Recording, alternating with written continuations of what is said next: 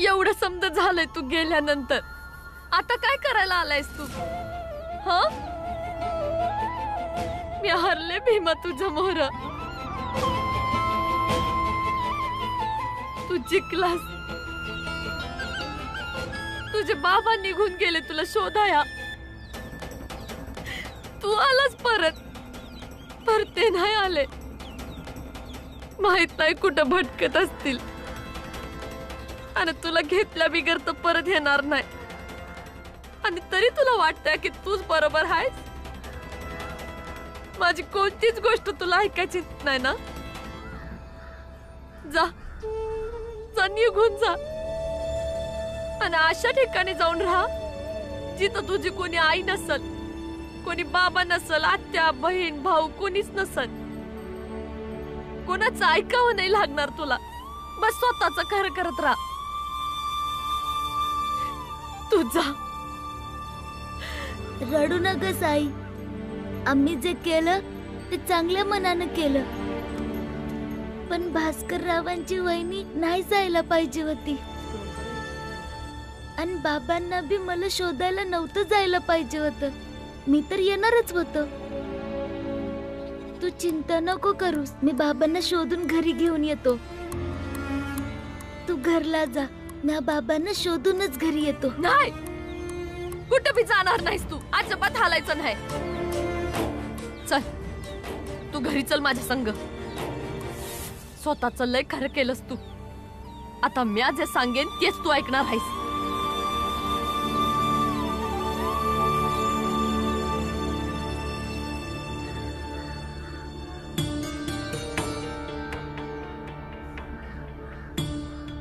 तुम्ही काही बोलत का नाही?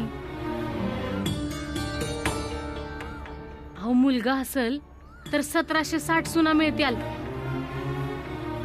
पर आपला तर मुलगाच घर सोडून निघून गेला. तुम्ही तिथं होता तरी बी त्याला थांबविलं नाही. 2 भाकऱ्या थाप, भूक लागली. कसे बाप आहे तुम्ही? ते कसा मानल मला माहिती नाही, पर तुम्ही काय बी करून त्याला घरला घेऊन या. तोपर्यंत मी तुम्हा दोघांसाठी जेवण बनवते. माझ्या भास्करला ना आलू पुरी आणि भाजी लय आवडती. मी आज आलू पुरी बनवती. हा, ही चप्पल बघतेस ना, एवढं मारीन की मरून जाशील. या बी त्याचा बाप आहे. यायचं तर येईल, नाही यायचं असेल तर नाही येणार. तो आपल्या मनाचं खरं करायला निघाला. पण जोपर्यंत त्याच्या आयन बा जिता आहे त्याला त्यांचं ऐकावंच लागल. या मुलानं तर समजा सत्यानाश केला. समजा नुकसान करून टाकलं. रुपये पैक मान प्रतिष्ठा समजाची माती केली आणि तू त्यासाठी पुरी भाजी बनवतेस वय. आता ह्यो विचार कर की ते परत कसं मिळवता येईल.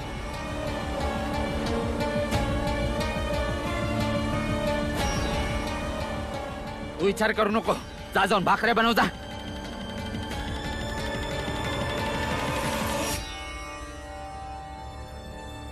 अरे भीम,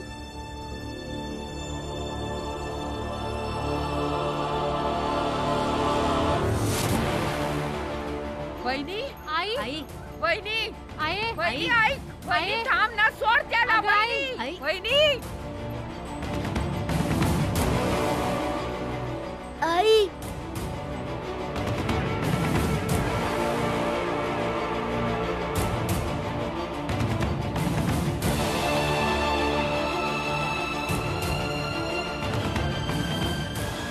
आई, दरवाजा उघड. आई, आई, दरवाजा उघड ना.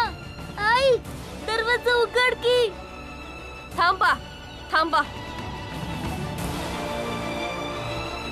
तुम्ही समद्यांनी नीट ऐका. भीमा इथंच आत बंद राहील. कोणी त्याला बाहेर नाही काढणार.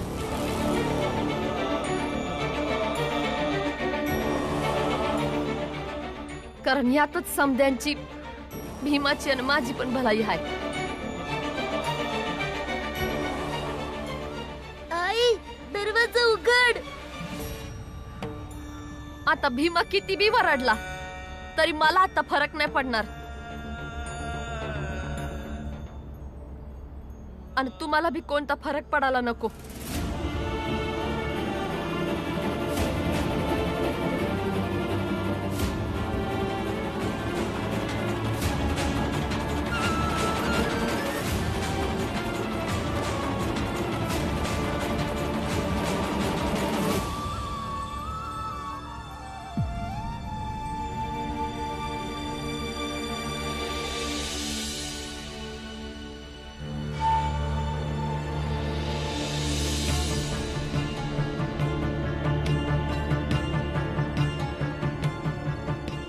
आम्ही तुम्हाला किती वेळेला विचारलं की आम्हाला त्या माणसाचं नाव सांगा ज्यानं तुम्हाला इथं पाठवलं, पर तुम्ही सांगितलं नाही. पर आम्हाला माहित आहे की कोण आहे.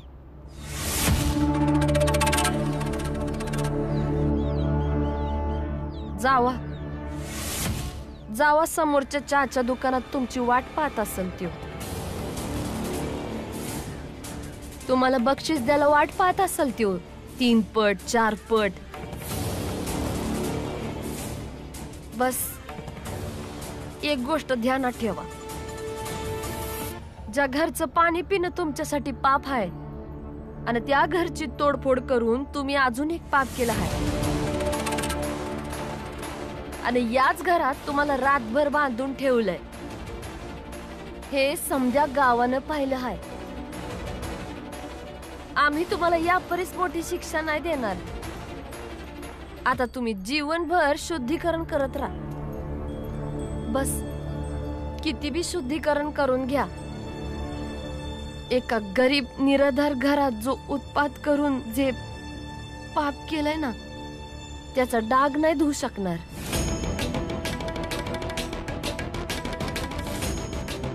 आज माझा पोरगा खूप दिवसांनी घरी आलाय म्हणून तुम्हाला सोडते आहे.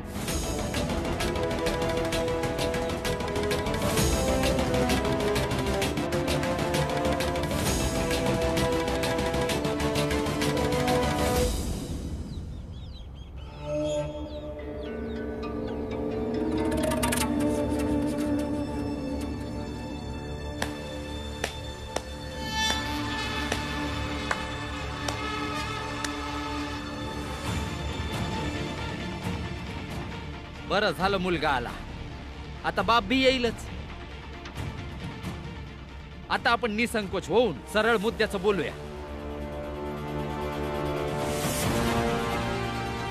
आता बघा, आमचं लय नुकसान झालं या. मुलाचं लगीन नाही झालं आणि ह्याच संतापानं आमच्या सुनेनं आत्महत्या बी केली.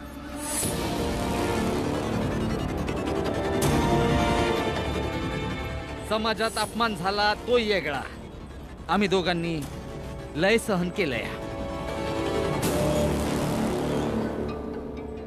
भरपाई तर करावीच लागल.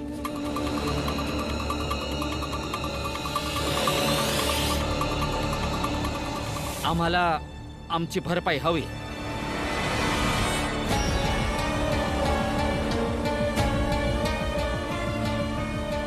तुम्ही कसल्या प्रकारची माणसं आहेत हा? तुम्ही तुमच्या सोनेचा जीव घेतला आणि तुम्ही भरपाई मागताय? तुम्ही निघून जावा इथनं. हे बघा, हिशोब बराबर केल्या बिगर आम्ही कुठं बी जाणार नाही. हिशोब? हे बघा, आम्ही तसं बी लय अडचणीत आहोत, आणखी अडचणीत टाकू नका. हे बरोबर बोलत्या. आता ह्यांच्याशी बोलून आणि ह्यांना त्रास देऊन काही फायदा नाही. ते जे हुंड्याच्या गोष्टी आहेत ना व, त्या गपचूप घेऊन निघून जाऊया.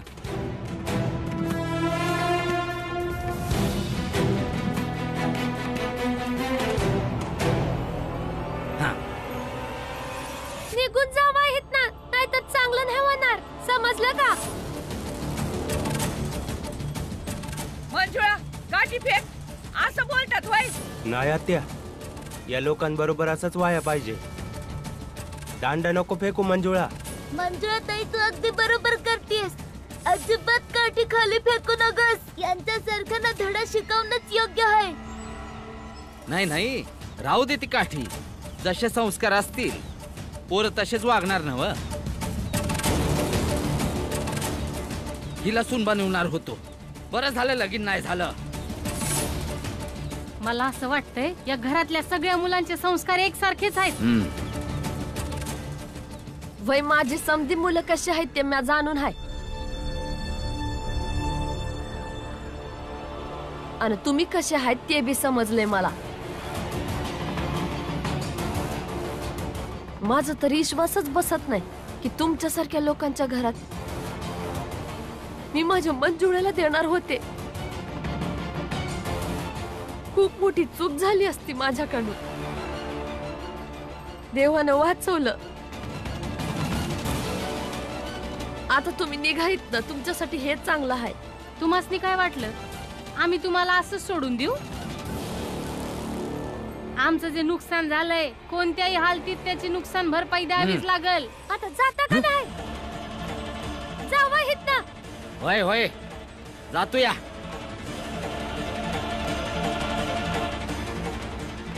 पर एक ध्यानात ठेवा, समजा हिशेब होणार.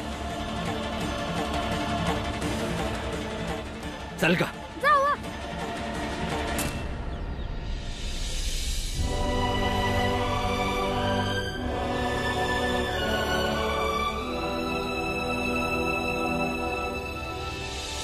वहिनी, आता तरी सिद्ध झालं ना की आपली पोरगी त्या राक्षसांच्या घरी न जाता वाचली. आता भीमाला सोड की. नाही, भीमाला शिक्षा मिळणं गरजेचं आहे. तो तिथेच राहील.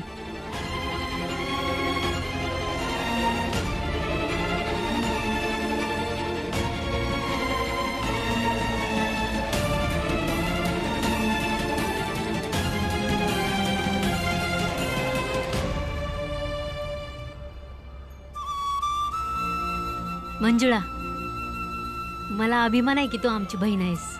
मला बी.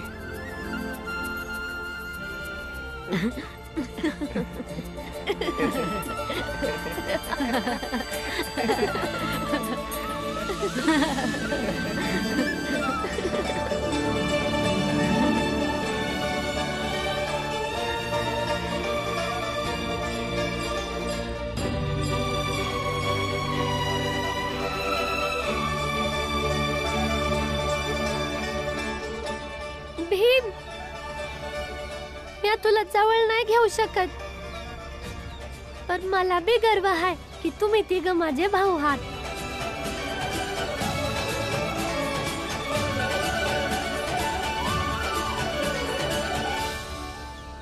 यांच्या सगळ्या मुलांचे संस्कार वाईटच आहेत. काठी उगारली सांगा.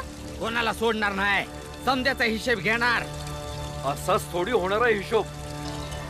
त्या मुलांनी तुम्हाला काठी दाखवली आणि तुम्ही भीतीने पळून आलात. काही तर करायला पाहिजे होतं ना तुम्ही. नाहीतर त्यांना कसं समजेल? काय मंगेश, एकदम बराबर. अरे ते समधी लय धीट आहेत, आम्हा मोठ्यांनाही घाबरत नाहीत. अहो, यांच्या मुलांनी तुम्हाला काठी दाखवली तर तुम्ही त्यांना पोलिसाची काठी दाखवा ना. पोलिसांनी समधे लोक घाबरतात. मग काय. आणि जरा विचार करा, तुम्हा लोकांची बिचारी सून मेली, लग्न तुटलं, मुलगा सोडून पळून गेला आणि तुम्ही लोक त्रासाने इकडे तिकडे भटकत आहात. अहो जरा विचार करा, जर तुमच्या समाजातल्या लोकांना माहिती पडलं ना तर ते लोक काय पहिल्यासारखा आदर करतील? अजिबात नाही करणार. काय मंगेश, वय तर शेठजी. पर तुम्हा लोकांना बघून वाटत नाही तुम्ही आमच्या जातीतले आहेत म्हणून. मग तुम्हाला आमची एवढी चिंता कशी काय? अरे देव न करो आम्ही तुमच्यासारखे जन्माला येऊ. मंगेश रागवू नकोस. अरे दिसतंय ना तुला किती त्रासलेले आहेत बिचारे. हे बघा, आम्ही खूप मोठे माणसं आहोत आणि मोठे आहोत म्हणूनच आमचं असं कर्तव्य आहे की आम्ही दुर्बल लोकांची मदत करावी, त्यांचं ऐकून त्यांचा हक्क त्यांना मिळवून द्यावा. बस. आणि यासाठी सांगतोय तुम्हाला, तुम्ही दोघं पोलिसांकडे जा, त्यांची मदत घ्या. आणि हो, तुम्ही तुमच्या मुलाला नीट समजावून परत बोलवून घ्या. अहो, तुम्हाला त्या रामजी सकपाळच्या कुटुंबाबद्दल नाही माहिती. दुसऱ्याचा कुटुंब तोडून त्यांच्या मुलांना आपल्यात सामील करून घेण्याची जुनी सवय आहे त्यांची. एकदम बरोबर बोलत शेठजी. शेठजीच्या पोराला बी तोडलं त्यांनी. अरे राहू दे ना मंगेश. नाही नाही शेठजी, त्यासनी माहिती पडायला पाहिजे. अरे खरंच काही गरज नाही नाही, मी त्यांना सांगतो. शेठजीचा एकुलता एक पोरगा आहे. शेठजी पासून तोडलं त्याला. तुमच्या दुःखाला शेठजी शिवाय कुणी बी समजू शकत नाही. बस फक्त तुम्ही एक ध्यानात ठेवा, एक दुःखी बाप दुसऱ्या दुःखी बापाला समजवतोय.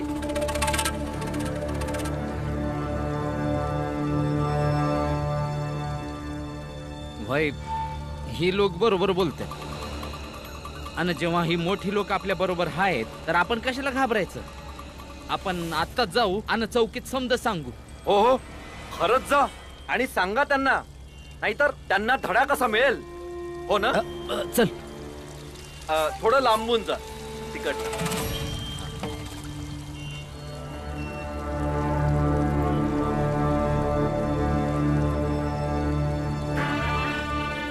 आणि ऐका, आपल्या पोराला नीट समजावून आपल्या सोबत घेऊन जा. हा, काय रे मंगेश, तू उत्साहाच्या भरात काही पण बोलून जातोस. अरे काय गरज होती माझ्या मुलाचा विषय काढायची. त्यांना काय वाटेल, आम्ही इतके मोठे लोक त्या माणसांचं काहीच बिघडवू शकलो नाही. अरे चुप. विचार कशाचा, गोष्ट तर खरी आहे ना. तू तर आतमध्ये होतास ना, बाहेर कसा आलास. चल आतमध्ये. होतो ना आत. भीम निघून गेला तर मीही आत बंद होऊन रोज त्या मूर्तीकडे बघत होतो, जिला तुम्ही तुमच्या गल्ल्यावर ठेवलाय. आणि रोज विचार करत होतो की तो एकटा भीमराव खरा आहे का माझ्या बाबांबरोबरचा हा पूर्ण समाज खरा आहे. आणि त्याचा निकषही मी ठरवलाच होता. माझी आई जिवंत असताना असं म्हणायची की जो खरा असतो त्याची मदत परमेश्वर करतो. मी हा विचार करत होतो की जर भीमच्या बहिणीचं लग्न मोडतंय, जे की भीमरावला हवं होतं, तर याचा अर्थ भीमराव खरा होता. आणि भीमराव खरा आहे तर तुम्ही सगळे खोटे आहात. अरे मोठा आला खरं खोटं समजवणारा. चल. बाबा, ध्रुव एवढे दिवस त्याच्या मर्जीने आत होता, आता त्याच्या मर्जीने बाहेर राहील.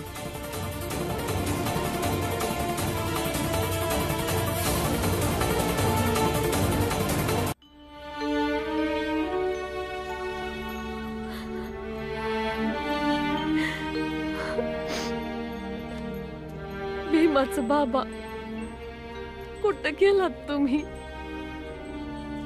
मला ठाव आहे की भीमाला घेतल्या बगैर तुम्ही येणार नाही.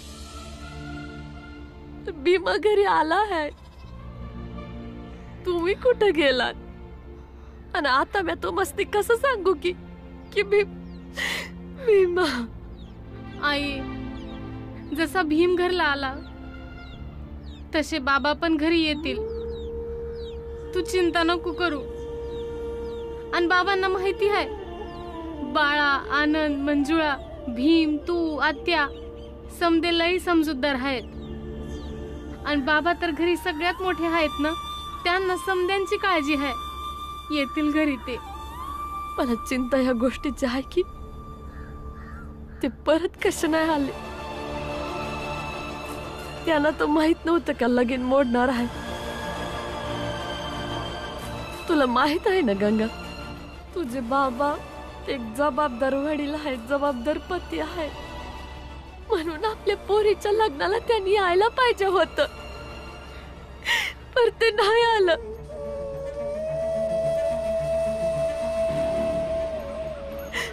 मला माहित आहे की भीमावर लय प्रेम करतात तुझं बाबा. अगं गंगा, पण येण्यानुसार पहिलं काम कोणतं करायचं हे त्यांना माहित आहे, चांगलंच माहित आहे. गंगा, माझं मन म्हणलंय घाबरलंय. काही चुकीचं तर नाही होणार ना. नाही आहे, मन चुकीच्या गोष्टी लगेच स्वीकारतं. बाबा जिथं बी असतील ना, ठीकच असतील आई. तू बिलकुल काळजी करू नको.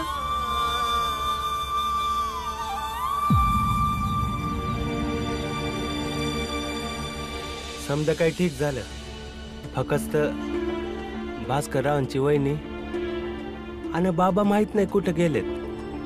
हेच चुकीचं झालं. भीम, आम्ही विचार करतोय की भास्करच्या वहिनीला न्याय मिळून द्यावा. भीम, आता तू आलास ना, आता आपल्याला नक्कीच यश मिळेल. पण कसं? चिंता नको करू दादा, आपण तिघं मिळून बाबांना बी घरी आणू आणि भास्करच्या वहिनीला बी न्याय मिळवून देऊ.